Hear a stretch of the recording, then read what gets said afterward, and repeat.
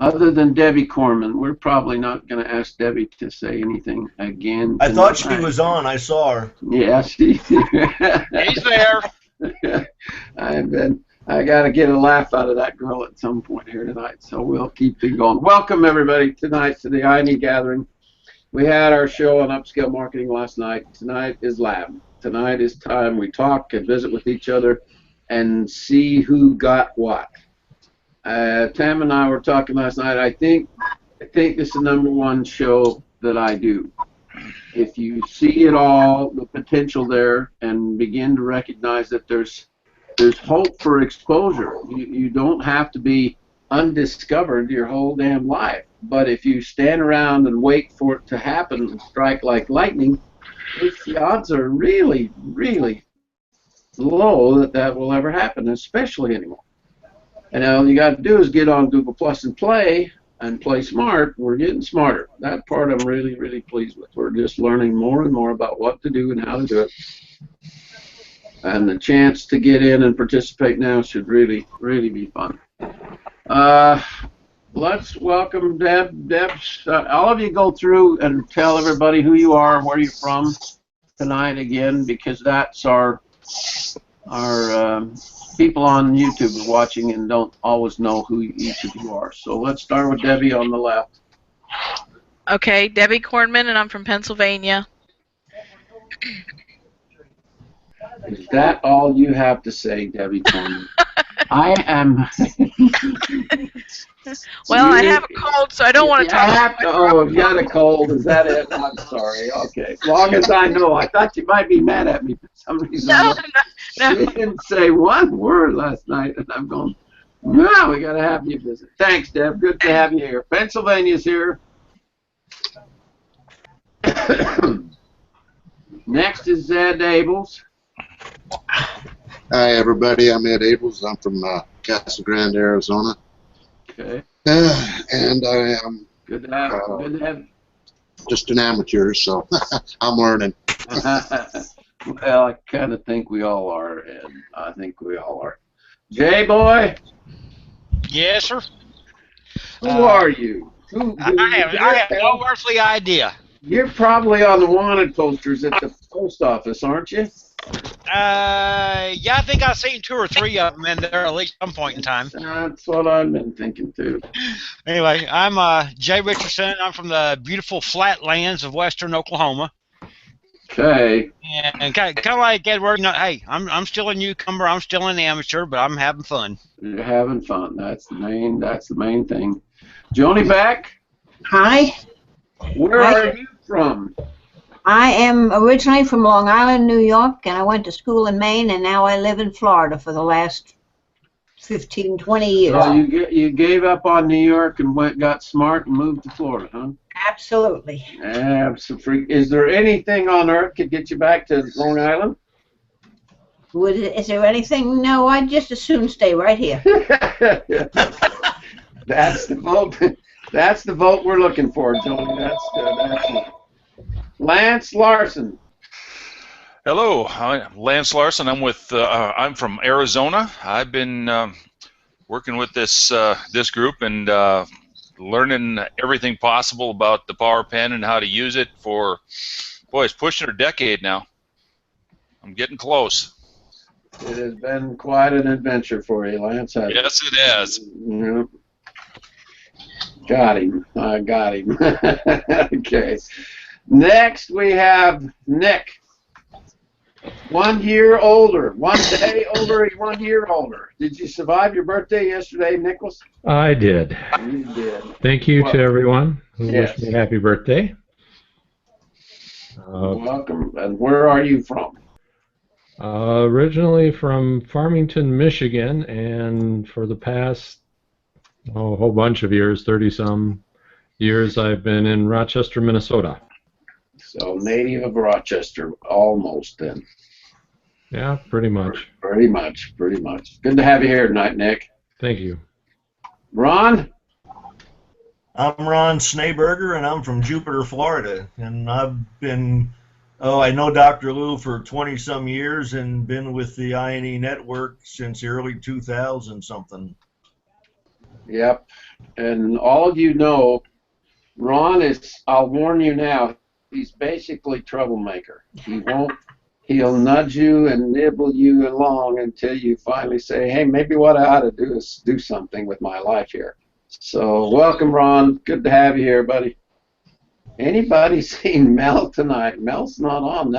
Oh, he said he was leaving, didn't he? He said he was taking a trip. Yeah. Yeah, I talked to him earlier. He was on the road about I think it was about 12 o'clock, and then I talked to him again at around 2:30. So I think he's arrived at where he was going. Getting ready to go. Well, we wish him Godspeed and safe traveling, safe journey. Sonia, who are you? Hello, Where are you?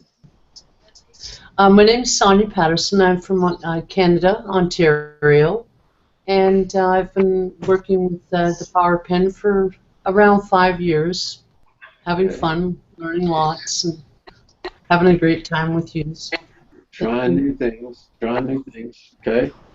Good to have you here tonight, Sonia. We appreciate you taking the time. And, you know, anytime you can connect when you're coming in from Canada, we need that blessing. We need more connections with Canada all the time. You guys have the sanity up there. We have all the crazies down here. I don't know how that works out, but good to have you here, lady. Tamarie. Yes, sir. Who are you and where are you? And oh my hell, look at your setup. It looks nice. Everybody, this is Tamarie's studio. This is Tammy's life. Look at that. That's cool. That's good. Good shot. Who are you? Where are you? I am Tamarie Littlefield, and I am in Provo, Utah. And this is where Profitable Hobbies comes from. And Dr. Jensen is the one that started all of this, and we're just hanging out and hanging on to the crusade. Hanging on to the crusade. I like that. We've turned it into the handmade crusade, guys, because it's just about a war zone 90% of the time. So welcome, Tam. Good to have you here. Do you see something happening, guys, with your backdrops and your presentation? Can you see how it won't hurt all of you to sit down and look at how am I presented when I do this? The most interesting thing that's happening now is members of our circle are beginning to be asked to participate with other broadcasts. It's largely because of Ron. Ron is mixing aggressively out there, and he's getting invited. I mean, if you're not surprised with how much Ron has done and who he's been mixing with in the last 3 or 4 months, you should be. He is cutting quite a swath now. And all it is Ron's not doing anything magic. He's just sharing his personality. And we all know Ron's a supportive, lifting, contributing kind of human being. But he's sharing what he spent his lifetime learning how to do, which is what a master of something gets to do. When you've kind of mastered something, then there's a whole swath of people out there who would like to learn how to do what you've now learned how to do. So you move from an amateur and the 6 steps up through a professional, which is full-time. Then the next one is trainer, and the 7th step is a master of something. Now the truth is, when Lou Jensen hangs a master of the I&E network on you, it's not much. I mean, what it is your own measurement of the progress that you've tried hard to make. The whole idea of the I&E network is not only how to do it, how to make stuff, but how to market it, to earn a buck doing it. I don't know if anybody would dare talk about a time that has pleased them the most when someone paid them for their work. I mean, we don't give it away. You shouldn't give it away. It's something you should figure out, how can I package it and how can I sell it. Last night, Nick, right after I finished the show, I was going through some papers and I found this. Can you guys see that well enough? That's one of Nick's necklaces. And this is the card that he was honored. Do you want to tell everybody what happened with this moment in your life, Nick? It's so fun. I just barely was his birthday yesterday, and I found this card not 10 minutes after the show last night. The gallery I'm involved with, the Co-op Gallery here in Rochester, had a exhibition in Korea, South Korea. Yeah. And it's a sister city with Rochester, Minnesota, and I'm afraid I don't remember the name, and even if I did, I don't know that I could. I don't think you can. Yeah, I don't think you can explain it. It's pretty. But I had one of my, we had one piece that we could display and offer for sale if we wanted to, and I did. And it was my necklace, and I think the only 3D piece of artwork that was purchased over there. Wow. So someone over there now has this piece. Oh, yes. I didn't know that. Oh, that's even better. That's just so damn good. That tickles me. Doesn't that tickle you, Nick, that your work? Oh, yeah. Yeah.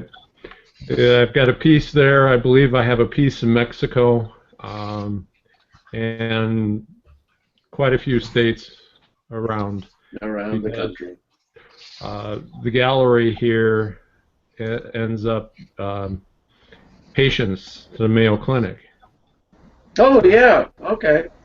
Good. Well, that does give you a really good exposure. That's amazing. Yeah. Yeah, the world comes to Mayo Clinic, don't they? Yeah. So that's excellent. A few of my pieces, I think, are pretty well traveled now. That's fun. Who else? Debbie Corman? Yes. Who has some of your work? You have some rather spectacular clients.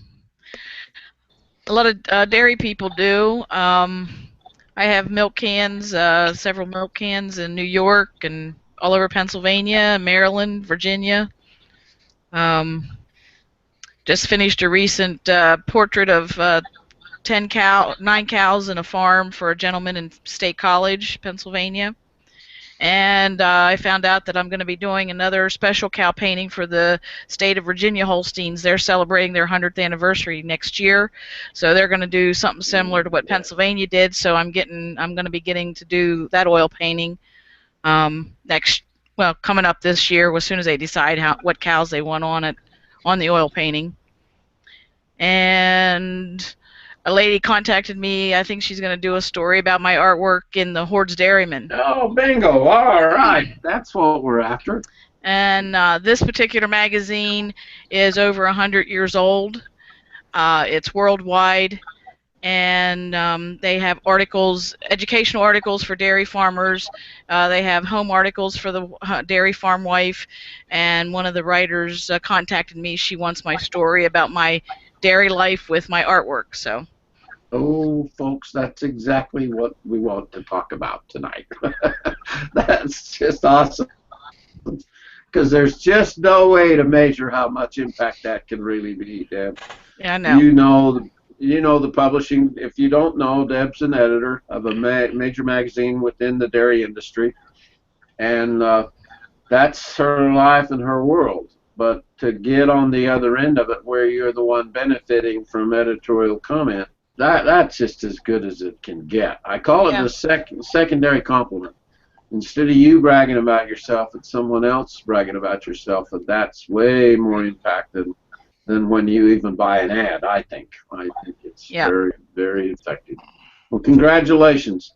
Ron's hitting here with us tonight. Ron's moved himself. He took class from Ken Brown, learned how to do calligraphic engraving, moved to a point where he could make $100 an hour, pretty damn fun. And I always, when I see people who succeed with that concept because of Ken's years of effort, it must be a hell of a lot of fun to $6 an hour and play so much, Ron, isn't it? Yeah, it really is. You know, all I had for years was my 2 little bags. One was on a roller, you know, with all the equipment in, and the other had my burrs and my light and some pens and stuff. and I'd go into a store, 10 minutes I'd set up, and I'd engrave for 6 hours, and I'd leave and go back home, put the stuff back in the closet, and wait for the next, event that I had to do, and submit my invoice, and I got paid, and it was nice to get those big checks. I'll bet. Yeah, it's so rewarding when it finally dawns on someone. Tammy, do you want to tell them about when you were doing that same engraving? It was, I forget what store, and the young man, the boy, wanted to have, the dad asked to put the son's handwriting on. Oh, there were several of those. Yeah, that would happen often. Where they,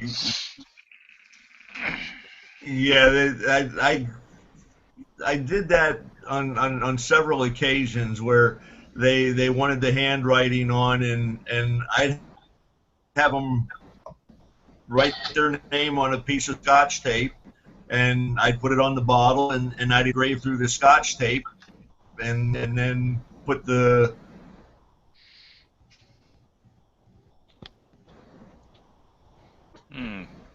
Tammy, you've had that happen. Are you live now? Did it? I am. Computer catch up? Tell everybody what happened and how fun that kind of experience is. Oh, I had so much fun that day. I had a gentleman that had his 3 children with him, and when he realized that I could put his children's signature on a very, very expensive David Yeoman perfume, I think it was beautiful crystal, and I put had his children write in a Sharpie on this gorgeous bottle and put Happy Mother's Day on it. And they were thrilled, he was thrilled, and it just kind of lit up the whole, everybody around us was just excited that these children were going to be able to have their very young signature on this bottle to give to their mother, and everybody around us was just excited, wanted to see it. So yeah, it was pretty exciting. And it's got to be still in that mother's life, doesn't it? No mom would part with a gift like probably. that. I wouldn't part with it, no. Nobody, no, that's going to be a forever kind of a gifting thing. And then you get paid the kind of hourly rate you can because you have exceptional equipment, you have exceptional skill, and the demand in the marketplace is just growing like crazy. It takes a little bit to talk them into it to begin with, but once they figure that out, the demand is always right there under your nose. And so if I was certainly busy after that. Yeah.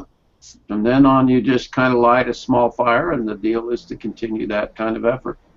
We had Mel Join snuck in here after all. Can Mel, who are you and where are you? Look at this, guys. He's on the fly. Yeah, I'm in the Wake Forest Hilton in Raleigh, North Carolina. Tech Savvy joins. Can you believe that, everybody? You can run, but you can't hide anymore, joins. Well, hey, you know. Gotta have something to do come Thursday evening, yeah, right? Exactly. Yeah, absolutely. So what are you there for? Explain to everybody again. Okay. I'm down here for Disabled American Veterans Convention. Our chapter had enough auxiliary members to start up an auxiliary unit up in Asheville. Mm-hmm. And my darling wife is the new commander of the unit. Okay. And I am the adjutant. So we get to call him Adjutant Mel Joins from now on. Is that right? Yeah, for a while. That sounds like a draft notice to me, however. You didn't get to vote in the decision, did you? You just... Oh no, that was worse than draft notice. Worse than that. You're it. Tag, huh? Yep, that's it. Tag voice of conscription. Well, congratulations, and you'll do well. They pick good people to represent that particular effort. And Mel has been around with us custom engraving, carving, and personalizing for a long time. And he knows the game. He knows how it works now. He's done the business long enough that he's familiar with how to kind of approach the things that he does. Mel's probably the best example of specialized skill that I know of. He worked on stainless steel for the military, working on nuclear subs for his entire career with the military. Then he went into building spacecraft for NASA. I mean, this guy has as wide a range of skills as anybody, advanced skills, that I've ever met. And for Mel to then expand that over into his custom engraving and particularly his jewelry. I'll never forget, Mel, that first bracelet you tossed up on the web. That is just, gosh, damn gorgeous stuff. And I know you have fun with making it, don't you? Oh yeah, yeah, it's enjoyable. It's stress relieving sometimes because you can hammer stainless steel. Okay, so there's some unusual therapy there when you pick up a hammer and have at it. Oh yeah, and there are times that I have to play with fire. Play with fire. Oh, you do have a good hobby. Yeah. Fire and hammers, they kind of go together, don't they? Yeah, they do. Except my wife won't let me play with fire inside the house. I don't know why. Just imagine. Go figure. Yeah, good grief. That doesn't make any sense at all, does it? I can't understand that one bit. Played out in your shed, not in my house. We all heard that, Mel. We all She's sitting heard right here, so yeah, she's not sitting hard right to here. That's cool. That's so great. Well, the secret of success within anyone in the INE over the years has been when they finally stumble onto this precious thread of interest. What you like is how it ought to go. Hammers and eggshells don't mix really well, Nick, do they? No. No. What's the tools of your trade? Well, I've been expanding them. The high speed is the key. Yeah. That allows me to do the design. But what I've started focusing on, kind of specializing in, is creating a really smooth surface. And actually for that, I'm using tools that Mel would be using too, which are files. So I find that works really well to remove some of the marks and allow me to get a really smooth surface. Although the scalpels I use probably wouldn't do so well on the stainless. Yeah, probably not. Probably not there. I think the thing that I enjoy a great deal is finding what will work. Don't you guys like to chase down? You're trying to do something, you're trying to make a particular surface or make it work out, and it's a little challenging. And so you keep looking for alternative options, things that, oh, I think that might work, or I wonder if that. I mean, you guys, most of you know Keith Holm. And Keith helped Tammy and I get the INE started, geez, years and years ago. And I have never met anybody who is so creative and so curious. The guy just will not let things go. And you're that same kind of person, Nick. You really do like the search for better. Thank you. Yes, That's I do. Really is an interesting part. Especially doesn't a new design, when you think of a new pattern that probably will press your skills, those are more fun than going back to the same old pattern you've mastered. Absolutely. That's the only way to go. You guys, yeah, keep on growing. Have you heard the story when I had carved the eggshell on Saturday, so coming up in Easter, the Saturday before Easter, in 1977, I had carved the first egg. And it was nothing more than my kids were putting patterns on their eggshells for Easter decorating contest, and all I did was think about taking the drill and cutting out the patterns that they had painted on. And I actually tried it. I grabbed an egg, ran over to the office, and fired up my damn dental drill, and I could have died when I touched an eggshell surface. I had cut teeth for 8 years already, but I had no clue what else that tool was capable of. And the fact at that moment, I've thought about it a million times. If I'd have touched anything else, material-wise, I probably wouldn't have been so startled. But you guys who cut an eggshell with a high-speed power pen, you know how dramatic that can be, because it doesn't break it. You expect it to just, but it doesn't. It's intact. And that moment just got me.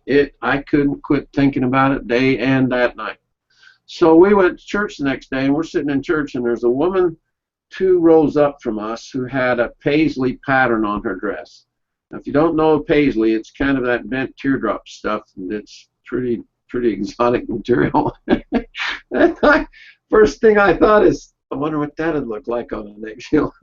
So I'm sketching away the pattern on this lady's dress, and I must admit I didn't always participate with church as much as I perhaps should have. I was busy thinking of other things, and Carolyn gave me a jab in the ribs because she, what are you doing? And the kids were all interested in what Dad was doing too, so it was I distracted everybody maybe more than I should. But I was so fascinated, and I know you guys are the same way. You'll see a design over on a piece of fabric, and you'll think about putting that on a gun stock, don't you, Lance? When you brought up paisley, I just started thinking. I got enough old paisley ties from stuff back in the 80s and 90s that are hanging in my closet that I could probably pull something out of one of those. Yeah, that's just, you never quite know. When never thought about that. Your past is going to resurrect and raise hell with your thinking. Paisley forearm and grip. No, I don't know. Maybe not. Well. But that's how it works. To me, it's like a contamination of your thinking. You're going down the road on the freeway of life, and all of a sudden you see a new exit, and you go, man, I'm curious. That's really something I'm thinking about, and that's something I really ought to try. And you can't resist trying. We call that a joint shortcut. A joint shortcut. Well, something like that happened to me actually a few days ago. Just some idea that I'm going to put into play, just because it was I don't even know where it came from, but I'm going to be doing a show. I shouldn't call it a show. I'm going to be at a fundraising banquet for the Phoenix Safari Club International chapter, and that's the #1 chapter in the nation. And it's high end. The type of people there. And I'm giving a gift certificate, and I thought, why a piece of paper? So I'm going to carve a gift certificate out of a big piece of walnut. And that way it's going to be something they're going to show up for everybody in front of the screen, up on the front. It's not going to be in some silent auction. It will be up on the main auction, the main bid auction. How do you sleep after you come up with an idea that good, Lance? Well, I know it. I got to find the right piece of wood, so I'm going to be going to some wood places just to find it. I'm not sure how, but I know it's going to have a lot of interesting stuff on it. That will be absolutely killer. That ought to work like $1 million. And I did. I decided if I'm going to do that and work with those people, I decided it doesn't cost that much to join. No, that's all. So, I joined both the national and the local club, so that's the way I'm going to slowly be able to get noticed, I think. But when I thought about doing that gift certificate, I went, yeah, that's going to be fun. That's damn brilliant. That is just awesome. Lance, you've got to see this. Hang on just 1 minute. I've got to get this for you. Because this is something that Craig did, and you're going to love it. I'm looking forward to seeing this. I know. Yeah, this is going to hammer you pretty hard, all of you. This is extremely good. Okay. Can you see I've seen that? photos of it, but never seen it in real life. Yeah, yeah. Okay, Yeah, Lou, do you want to tell them the story? No, you go ahead, Tam. You're the one that initiated the whole thing for Craig. Well, Craig did.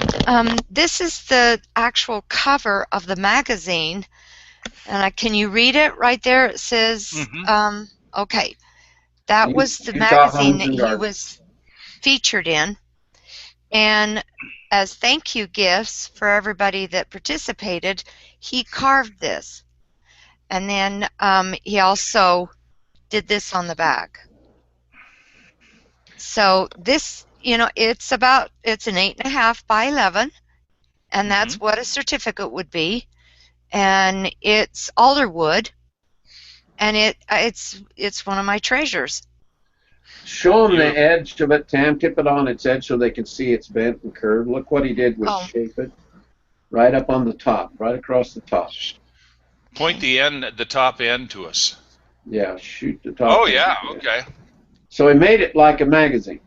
Okay, he shaped it a little like a magazine, and he did I think 5 or 6 of them for everybody. Wow. Tammy helped him connect with the editor, so the editor got one, and the photographer got one, and the writer got one, and Tammy got one, and I don't know who all got one of these as a thank you gift.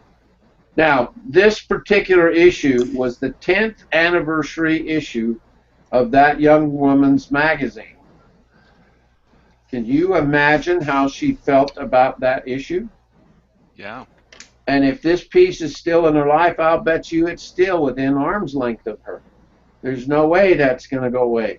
And how many people who get an article published ever go to any lengths to do a thank you? Thank you. It's just silly. I mean, you get the best press you can possibly get in your life, and then you don't ever do a thank you, or at the best, a letter. And now probably only an email, unless you're Hillary Clinton. We're going to have fun with, if she gets elected president, and she's going to get hammered with emails till it's going to be embarrassing. It'll be so hard. Tammy, tell them about Jeannie White's gun that she did with the roses. That was startling. I'll have to admit, it was very startling. I'm a gun nut, and I like to shoot. I don't like to kill anything, but I was raised by 3 older brothers, and they all hunted and had guns, and my youngest brother is a gun dealer. And when Jeannie brought her gun in, it had these beautiful roses. It was so feminine. And I was startled at how gorgeous it was. And yet, usually a gun is a man's sport. Shooting is a man's sport. But this particular gun was incredibly feminine and beautiful. So, yeah, I think it's something that is really nice for to keep it as not just for a men's sport, but for women also. I thought it was pretty spectacular. Now, She'd been mixing with Craig and Keith and all of us who do guns a lot, and they're all masculine in flavor, everyone. Yes. And so then Jeannie just up on her own designed this whole new pattern with roses, and you honest to God, I don't think I've got a picture of it though. I can't remember. I'll look. I got to go look because I might have gotten one somewhere. But it was stunning. It was just drop dead gorgeous. And Jeannie's over 2,000 a gun now. She won't touch a gun for less than a couple of grand. And probably 1 or 2 a month without a hell of a lot of trouble. And so you see kind of what you could generate, what you could cultivate, what you could pull into your life.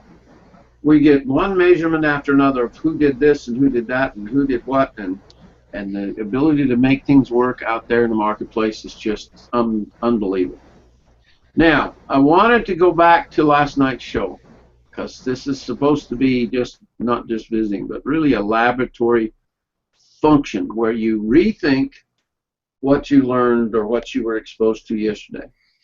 And I'd like you to think back, if you can, through my webinar last night, what element hit you the most? What element really caught your attention? Okay? Because I don't think I tried to add up today how much free editorial comment we've had as a company and I've had as an individual in our 35 years. I try and go after it at least once a year, something that's published about us or one of you, something. And when I did the Forever Letter and launched that, we got in that a full page ad in Bon Appetit magazine, which sounds to begin with a little strange, except who reads Bon Appetit? Upscale readers. It's a slick magazine. It's a high print, high cost, high quality magazine, and 4 million 4 million monthly readers. And I got the full page. If you pull, I don't know what it is now. I'd have to go look and see how much a full page in Bon Appetit is now, 4-color. But it was 80 grand at the time. So to buy my way into that magazine with exposure, I would have had to have paid $80,000 for the page, plus pay the photographer. And I don't know if you've ever seen the Forever Letter picture, but it's deadly. It is so beautiful. It's just stunning. And when they jumped on it, we'd already had an exposure written up in a competitive magazine. Victoria magazine had done a feature with it, and I had done, and the editor of Victoria magazine, I engraved her first editorial comment for the new millennium. What the hell was her name, Tammy? Do you remember the editor? Geez, I didn't think I'd ever forget that. Liedermeyer, Nancy Liedermeyer. Nancy Liedermeyer. And you know, she's been editor of Victoria forever. And this is her first editorial of the new millennium. You got to know she spent hours writing and composing that editorial. So I took it out of the magazine, and I sandblasted it on the crystal vase for the Forever Letter. Now, I called her secretary, and I talked to her secretary and said, this is what I've done. I'm in custom engraver. I've done this crystal vase for Nancy, and I want to send it to her as a free gift, but I need you to receive it when it comes, open it up, make sure there's no damage to the crystal, and then I'd like you, I don't want it wrapped, I want it out like it should be, the impact to be instant when you walk in that office to give that to her. Will you do that for me? Now that little move drew me into her life and an impact that I did it with Malcolm Forbes. I've done it with every major person I've been after. Their secretary has a very unusual job in life, a very unusual position with powerful upscale people. And if you can find out if they've got that person in front of them, and you can work the relationship a little bit with them first and give that to them, then they get to give it to Nancy. When we got home, Tammy and I were in New York. We got to go to New York and meet everybody there and meet the staff at the magazine. And then the lady, she says, you should have seen Nancy. She says, she went all over the Hearst building in New York, every floor, talking to everybody in every magazine and bragging about, what happened? This is my editorial. It got this guy memorialized my. Now, I'll bet you anything you want to bet that crystal's still in Nancy Liedermeyer's life. There's no way in hell she's going to walk away with that. So as you start thinking about how in the hell do I influence things, I think what I said last night that was most important was the word creative curiosity. Human beings are just insatiably curious. We just can't not get past that concept. And if you put a little bit of thought to it, all of a sudden, and it's just exactly what happened to Lance now with this idea. To make this certificate this way, and isn't it interesting, Tam, in all the years, no one has thought of that yet. Lance, you're going to be freaking famous, dude. that's going to cause a stir down through the Safari Club that just won't quit. I hope so. That's the whole idea. Yeah, that's the idea. Exposure, okay? You'd be really smart, son, to have someone there that can grab a decent photograph of that moment. Yeah. Because you're going to be busy.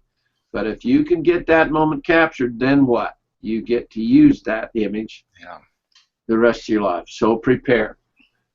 We had a guy in the network, and I'm sorry I've forgotten his name right now, but Bill Janney had started carving the briefcases.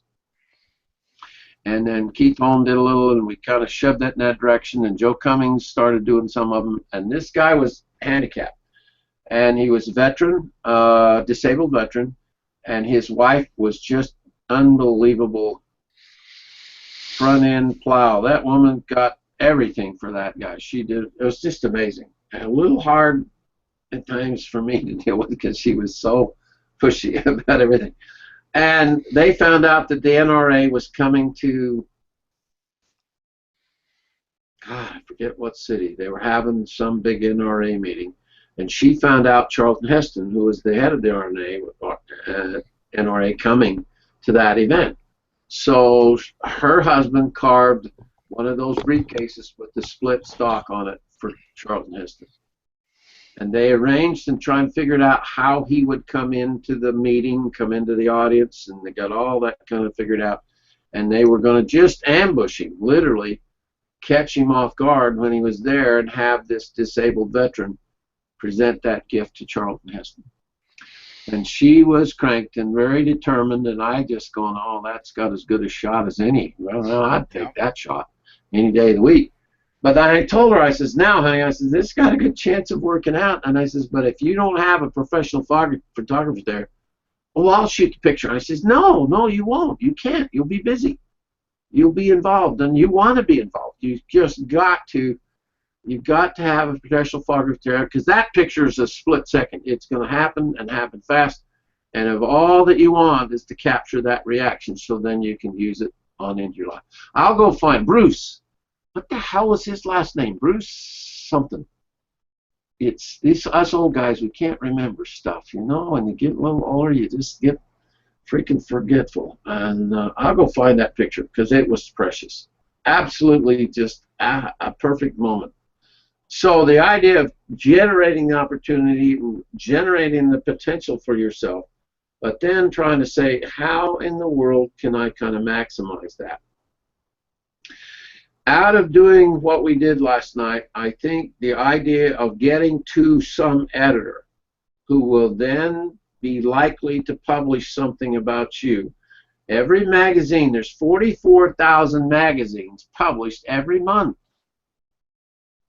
That's a ton of opportunity, because out of those 44,000 magazines, they all have to have content, and the editor decides content. Do you think an editor ever gets a little bit bored about having to fill up the magazine?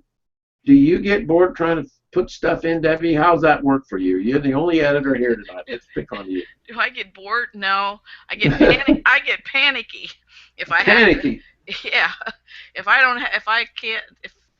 my girls don't do what I, get me the information that I need, or I have to fill pages and I need more text, that's when I get panicky. Okay. I'll send you an article. Well,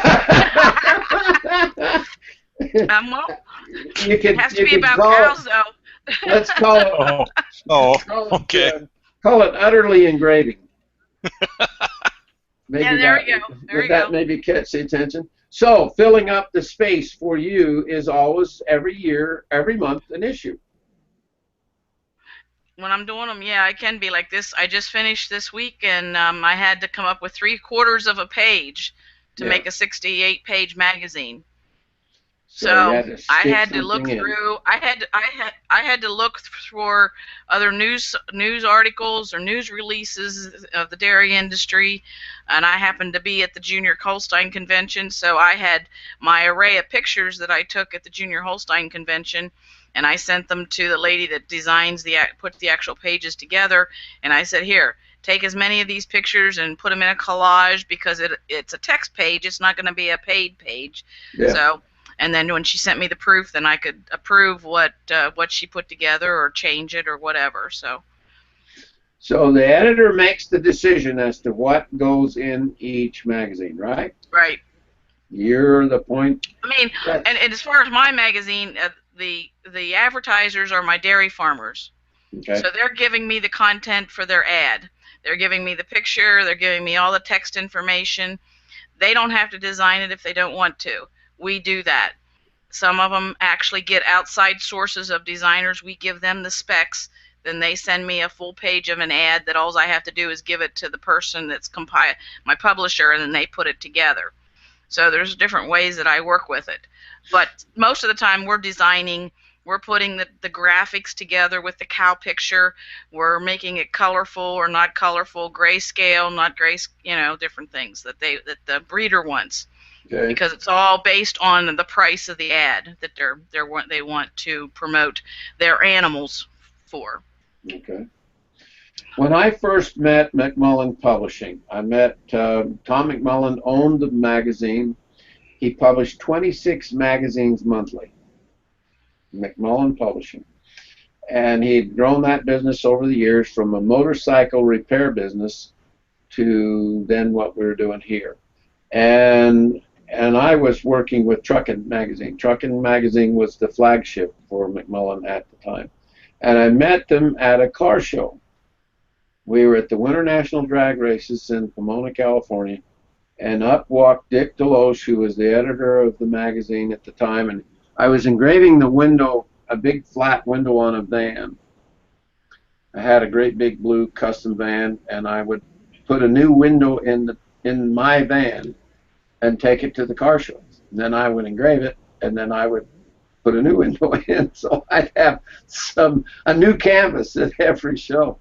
And it was pretty amazing to put the van, doing those big, beautiful custom vans, and put the van right in the show and engrave away. There's no way in hell anybody could walk by and not be caught by the sound and the noise. You know what it's like to engrave a diamond on a piece of glass and on a truck window outdoors. It was amazing. And so I'm engraving away, and I could see Dick's face off the window watching me. I was looking through the glass, and I could see him behind me, and he was just drooling. He was just thinking. And I turned around, and I says, "You like what I'm doing here?" And he says, "I got to tell you something, sir." He said, "I've been in the automotive industry my whole damn life," and he says, I thought everything that could be done custom to a car had been done. There's no way. No way, and then here you are. Here you are. I have never seen engraved glass in the custom automotive world ever. Can I do a story about you? Now that was so early in this whole rigmarole, I didn't understand what he was saying. I had no idea the impact.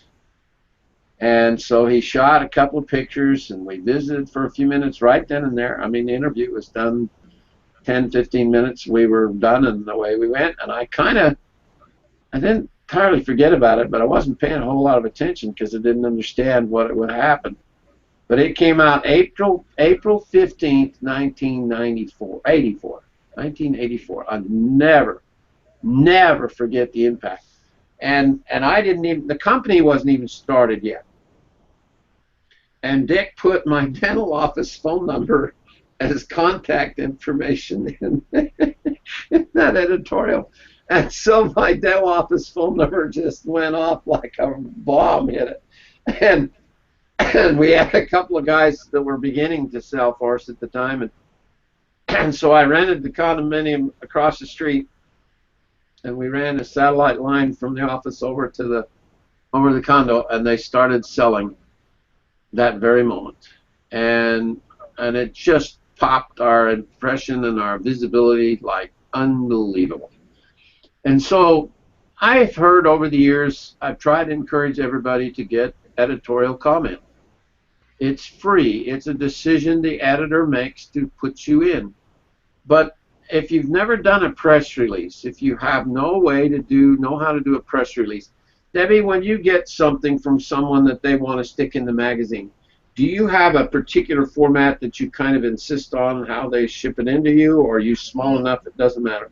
No, I'm small enough. I mean, they just send out a press release in a text format, and then I got to download it and then put it into the format that I want it in. And then I send it to the publisher who puts it in the pages. And sometimes I don't format it. They can format it because they know where it needs to be in the magazine. Which way they're going to handle it. Yeah. Okay. And sometimes I'll use the picture, sometimes I won't. It just depends on how much space I have. Well, and it's a decision process. You get the information comes at you. Your job's to sort it out and decide if it's appropriate, right? Right. Exactly. Okay, so and that's with all my ads too. I mean, the dairy farmers are told it has to be accurate. I'm not responsible for inaccuracies, like if somebody lies about the cow's milk record or her classification score. It's not my fault that they gave me the wrong information. Okay. So you're kind of held harmless in that whole process. Yeah, I have a statement in my magazine that it's not my, it's we're relying on them to give me the accurate information. So it probably wouldn't be a good idea to try and lie to an editor, would it? No. That might be the kiss of death in the process. I think that might be so. Lance, you had a comment? I just am not too. I guess I don't know much about press releases. I mean, when I think of a press release, a company tells us about some new product, some new, a new shotgun, new drain cleaner, whatever it might be. What would you do? I mean, how does a press release work for us? I don't quite see it yet. I'll tell you what, and that to me, and I'm going to have you comment next too, Deb, because you've got a lot of experience with it. It needs to be, a press release is something that's enticing enough and newsworthy enough for them to actually want to put it into the magazine. And so it has to be crafted and composed in a way that's going to appeal to that editor. And that's the part I talked about curiosity last night. If they see something they've not seen before and it looks appropriate, they're likely to want to try and stick it in the magazine. Now you're knocking on the door right now, Lance, with this new idea for this carb certificate. If you get a really good picture and it causes a stir at this Safari Club show, your smart move would be next to take that photograph you've done and make sure the editor of the Safari Club magazine gets to see that. Yeah. Because the odds go way up that she's going to be interested in exactly what you've done. That's exactly what I was going to say. Yeah. Okay. That's exactly it. Yeah. You want a good high PDF picture, and you want to write with your make sure if you're having this wood thing, you get a good picture of whoever gets it, whatever the price. Make it all very factual.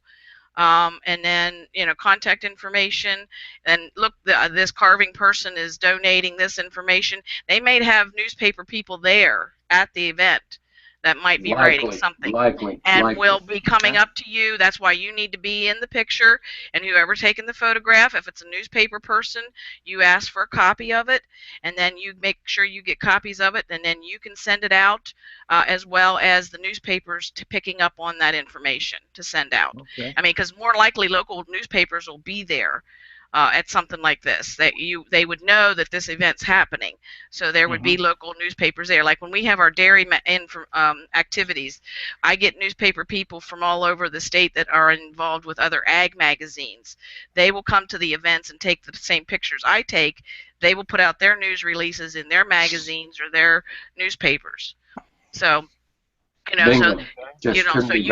You want to get a good PDF picture, or take somebody along that works a really good camera and get the clearest high PDF picture, because that's what they require if you're going to send out the news releases. That's what they will need, because more likely not only will it be in print, they'll put it on the internet. A lot of these people have websites too, like the dairy industry. A couple people that organizations of the National Holstein Magazine, they have a website, so they'll put the same news thing that's already in the magazine. They'll put it on the website, and that's a quicker way of news release. Bump you even harder. Now, Exactly.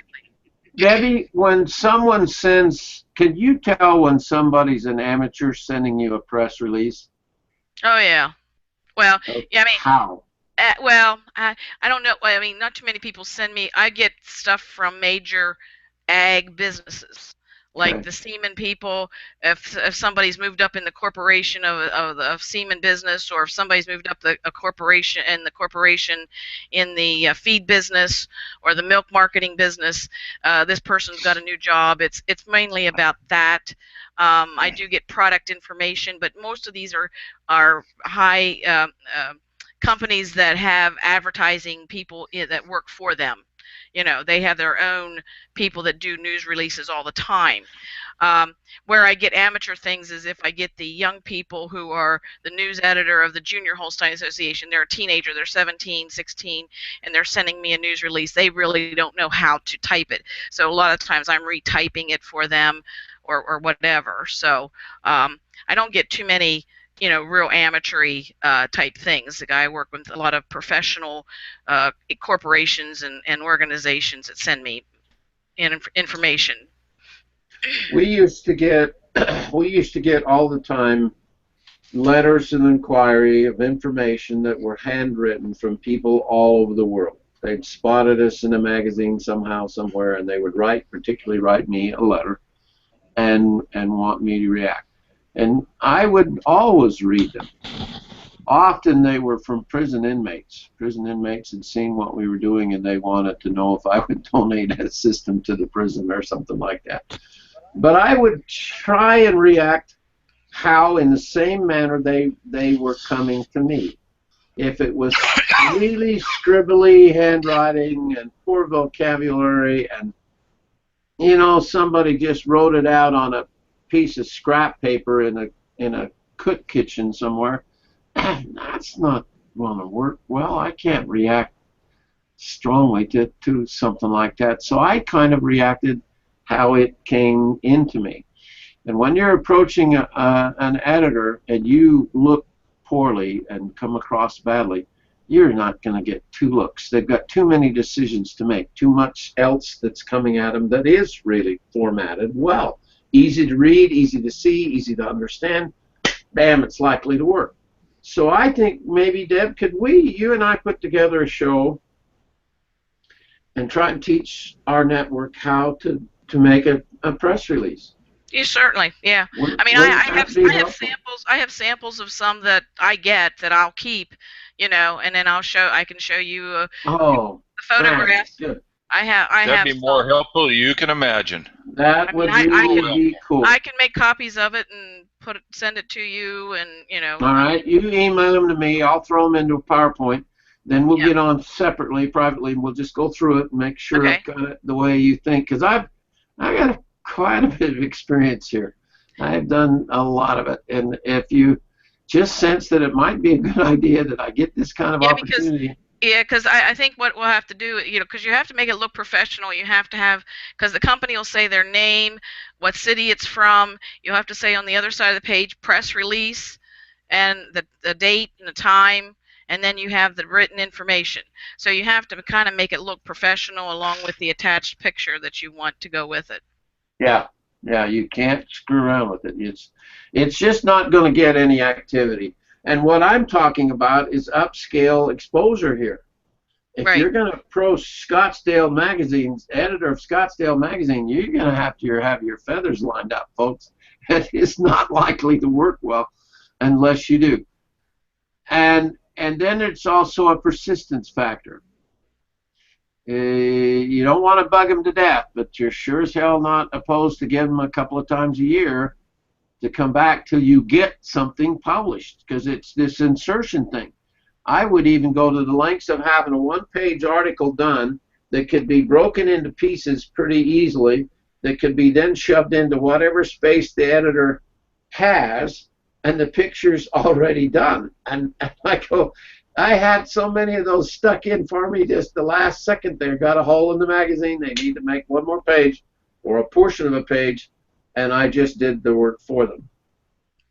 And a lot of people in the university here tell us that would never work, but I made it work many, many, many, many times. So Yeah, really does it'll help. work if you know the right people and you know the right how to work with the right editor. I mean, like I said, I get a bunch of stuff. I keep it in my files, and it, like I said, this past week I needed 3/4 of a page. I had a news release and I had these photographs. So I told the girl this is what I want on the page. She put it Bam. together, and Done deal. it worked. And it worked. So Excellent. Now, I also mentioned last night how I've gone to a little extra length with editors to begin to build a relationship before I ask for any insertion of a news release or press release. And how I think that's worked, how I try to make it work is I will read what the editor has been writing, usually several months. I'll look at several back issues, up to 6 months worth of them, and I can get a sense of what that editor, who that editor is, and maybe perhaps the kind of things that they like more. And I watch for some sentence that they put. Do you put an editorial page in your magazine, Deb? Do you get to do an editorial I page? put a couple paragraphs.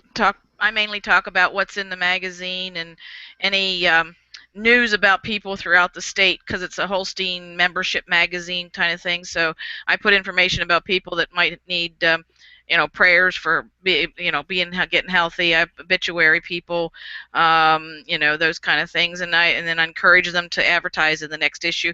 Mine's not very long because I leave all the text information, the features, and all the other stories do the talking for me. I don't have to do a whole lot of. You don't have to sell it that same way. I don't have to make a sell on Now, for what I write. I'll watch for someone that's been inserted in the magazine that's really helping the magazine react. They've got a movie star or somebody that's a feature in the magazine. Then I'll do a blank of crystal and engrave the comment from the editor on the blank of crystal and send it to them for free as a gift to Tom Hanks for being in the magazine. Do you see how I'm working it there? She's written that Tom Hanks is featured in the magazine, but my God, that's a good thing for the magazine. That's just an absolute, to have a big star come and participate is really great for them. And they don't have a good thank you usually. They just think, well, I gave them all that exposure in the magazine, and then I hand them this nifty little, not too big usually, just one of my smaller blanks of crystal, saying, thank you, Tom, for being in our magazine. And I send it to the editor as a freebie. And I say, Tom Hanks is one of my favorite people on the planet. Man, you picked a good person to be in the magazine this issue. You do a good job of your magazine. Here's a little little thing that I do to send to Tom Hanks. I've never yet not had a reaction. Every freaking time. It's just something almost no one else bothers to do. Editors get complaints a lot, don't you? Oh, yeah. Yes. The person who bothers to write is usually... Yes. I didn't think you'd get any, Debbie. I thought you had... My goal is to never have an error in the magazine, and of course, I've been told by some experienced ones that there's always going to be 10% of an error. There's 10% in your magazine that'll be errors, spelling, typing, something. And there's there's times people get ticked off if you screw up their name or something. Absolutely. Well, yeah, exactly. But even though that turned around to be a funny thing, there was an error, and it wasn't my typo. It was the publisher who puts the cover together for me. The man's name is Tim, and she wrote Tom on the name. And so at the convention one year, he was chairman of the convention, and he got up and indicated that I didn't know his name, and so we've had an ongoing joke. However, we've become very good friends because of this. Okay. He didn't get mad. I guess at first, initially, they got angry at me or whatever, but it's like, come on, I mean, I know your name's Tim. You typed it wrong. I know. I'm sorry. I gave him a free ad the next time for the next issue. That made everything all better. That smoothed it all over and made it better. I mean, those are the kind of negotiating things you got to do sometimes, To me, this is rule of thumb stuff. You're figuring out as you go. You're trying to use human nature Okay, you're trying to look at how do people work and how do people manage. And an editor of 44,000 magazines monthly, just exactly like this lady right here, okay, that they make the decisions. They're an ordinary human being. Well, in Debbie's case, it's extraordinary human being. But what happens is that person has to make decisions every month as to what is going to be put in that magazine. And that's a really powerful tool. It wouldn't sustain itself if it wasn't working. If Debbie wasn't picking things out and putting that magazine together right, the subscriptions would fall off and she would lose her job probably pretty quickly, huh, Deb? Well, in my case, I wouldn't lose it as fast as most other ones because ours is membership based. Okay. My magazine is all membership based. Now, if the membership goes kaput, then yeah, the magazine goes kaput. If the association loses money, then yeah, the magazine might go away. However, the people that are in charge of the State Holstein Association, we will always have a magazine. So see, you're a little smarter than I'm a little different. Yeah, a little safer position. But I know I've met these editors. Ken Yee was the general manager of McMullen, and I did a special favor for him. I just blew him clear away. I walked in his door and I asked for a half hour because I wanted to know how I was best spend my money in their magazines. So I was the potential of a new advertiser. So he was very interested in meeting me, but not for long. And what I wanted to know was, how do I spend my money? How does this thing work? I've never paid for an ad yet, not one. And so I went down and I carved an eggshell, took it in a beautiful display case, and as I walked in, I sat the case on his desk, and then I took the egg out of the box and I put it on the stand and put a display in it, and he didn't say a word while I was doing my little song and dance routine. And he says, "What is this?" In his Chinese voice. I don't do Chinese, guys. I'm sorry. And I says, "Mr. Yee," I said, "this is a gift from me to give to your wife." And he, of course, never seen anything. And a carved eggshell is a very oriental flavored kind of thing anyway, and I had done a Far East look on the pattern. And he sat back in his chair, and he looked at it, and he looked at it, and he looked at it, and he says, "Young man, in my 50 years of business, no one has ever thought to give me a gift to give to my wife." And he says, "You just made my whole day." And not only did I get the next 3 hours with him, he took me to his high-class Chinese private club for lunch, and all over LA. I mean, I got absolutely red carpet treatment. Then we went back to office, and Ken laid out how the magazine industry works. And they had one managing editor for every one of their 26 magazine in this long. They'd add a magazine, they'd add a new room, a new office for the new editor. And I never knew that magazines were one person putting the damn thing together. I had envisioned this huge staff for everybody, and it's even better now. I went in to see the guy that was doing Knives Illustrated, and every month he would have every page of the magazine posted on his walls. So as soon as he got that page filled, then that was done. And this one was this, and that's how he did it. And it was the damnedest thing to see such a hodgepodge, because it was cut and paste in those days. There was no digital editing and nothing going on like it is wonderfully now. It was pretty hut and peck kind of methods, and I was so surprised, because if you can make a friend out of that, an alliance at all with this editor, and you do something first.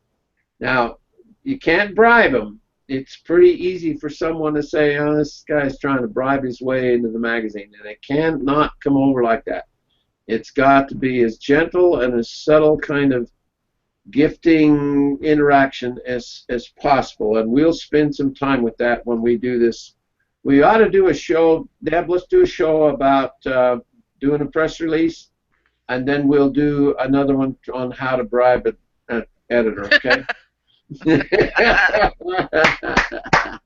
That ought to be good shows, guys. That ought to be good shows. All right, I'm getting really tired. I've had a really crazy day. I'm going to call it a night, gang, but thank you for coming. I appreciate your participation constantly. Go ahead, Ed. Got a comment? Before you go, could you give me the last name of Jeannie, that lady with the Jeannie White. Jeannie White? Jeannie with that White. gun stock? Yeah, Jeannie White had that gun stock, and I showed it on the show last night. If you go back and look at the webinar yesterday, I made a comment about Jeannie. She was the truck driver who has now retired from her years as a truck driver, and she carves gun stocks as her hobby business. Okay? Okay, All I'll right, check it out. Good to see you, everybody. Appreciate you coming and participating. Thank you very much. Thank you. We'll catch up with you next Wednesday night. Now, next Wednesday is important. The 5th show in this 5-part series of Upscale Marketing is the show to not miss. This is going to be the how. And what I have in it is what I call the marketing sequence. If you learn the sequence of how things are traded, you'll do much better in the economy. And 99% of humanity never, ever understands how that even happens. And so do not miss next week's show, okay? Good night, everybody. Appreciate Good night. you. Good night, Dr. Lee. See you later.